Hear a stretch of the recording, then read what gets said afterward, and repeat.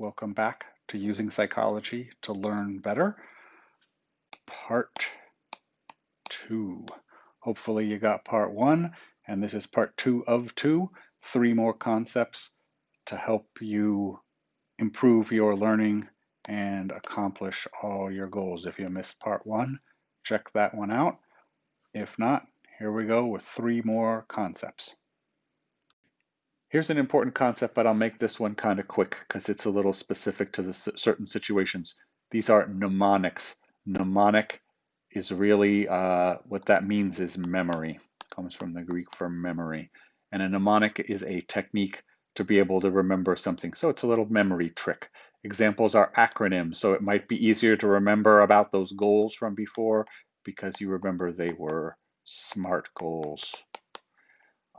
Or visualization. So you might have drawn certain pictures of people moving toward their goals, like you might remember me with so looking at pictures, but also the act of drawing them activates different parts of the brain, creative parts that cause you to be able to remember. It's part of why I like to write on things.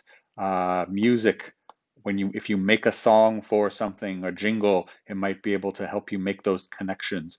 And even memory palaces. This is why this concept is so old. It actually goes back to the Greeks. When they talked about memory, they built memory palaces where they would put important concepts into a palace. So the table might have all of the psychology words relating to cognition on it, and each piece is a different thing here.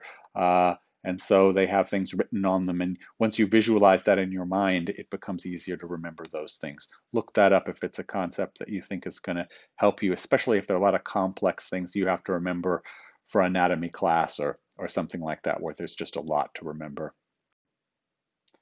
This might be the most important, helpful concept that I've got in here. It's called the testing effect.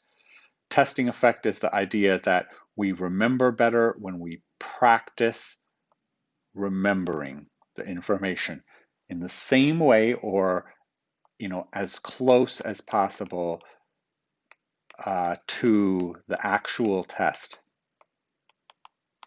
that you're going to have to take. Now, it might be a class test, or it might be something other than that, where maybe you want to retell a story, but you want to get it exactly right. So that's what you could kind of consider to be the test.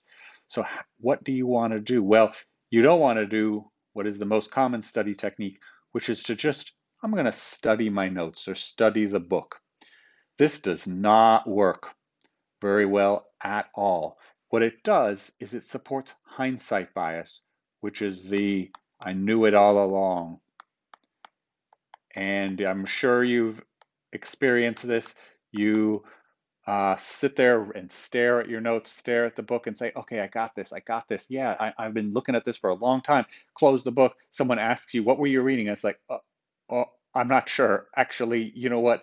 And then you look at it and it instantly looks familiar again. This technique does not work. Instead, you want to practice like you play, because when you play, you will play like you practiced. That's a quote from Peter Brown, who wrote this amazing book. I highly recommend this book. It is called Make It Stick. Very useful for teachers and for students in helping to be able to really learn things for a long time.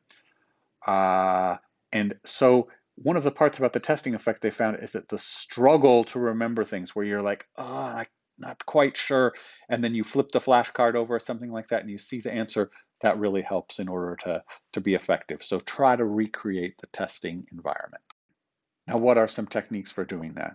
Well, a really common one are flashcards, but you have to make the flashcard like the test. So that might mean if the word is on one side, the test is, can you remember what it is? Or can you give an example of that? And that's on the flip side of the card.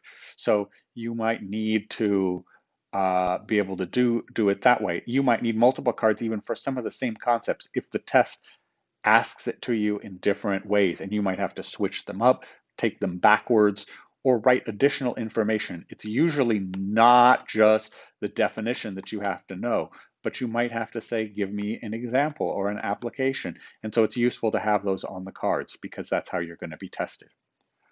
Try writing your own test questions. What do you think is going to be asked? Maybe put that on a flashcard. Maybe just write it down and write the answer down. That will help you to get into this testing effect thing.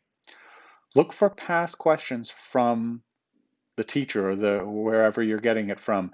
Look at past quizzes, maybe study guides that will give you an indication of what is the test actually going to look like. And you might be able to find some information from outside sources. You might be able to find it in textbooks. Some textbooks have little questions in it. You might try Googling for the test on something like that, or getting the concept and seeing how it's asked, and taking practice that way. Make sure you're writing down your answer, just like with goal setting. It helps if you write it down, because then you know, if did you really know it, or did you just kind of think you know it, and avoids that trap of a hindsight bias where you look back and say, oh yeah, I got that right when you flip the card over. Oh sure, oh yeah. But did you really? Only by writing it down do you really know. Go back and learn when you get the answer wrong. So you got it wrong, put the flashcard in another pile and repeat until you feel like you've got it 100%. And in fact, 100% may not be enough, because look at this concept of overlearning.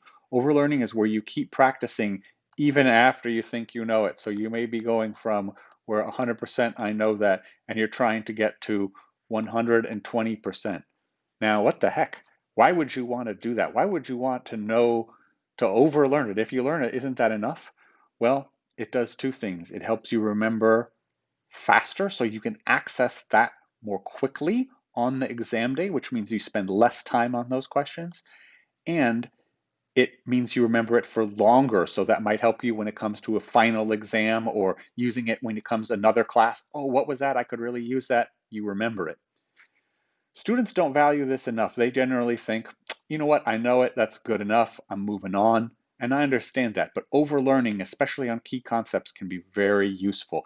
It's sort of like lifting weights. Sure, maybe you lifted, 50 pounds,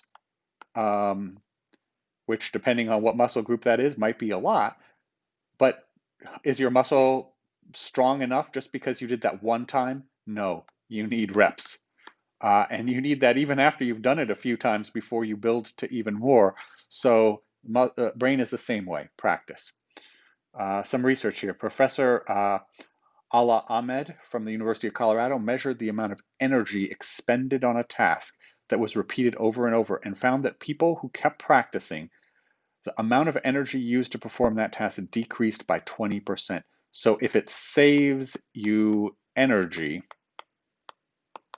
that means it's also saving you time, which gives you, sometimes the tests, you need to spend that time on the hard question. So you've got to practice to where you've got that completely down.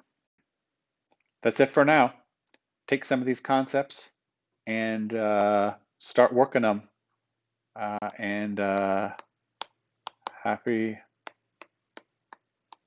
rehearsals.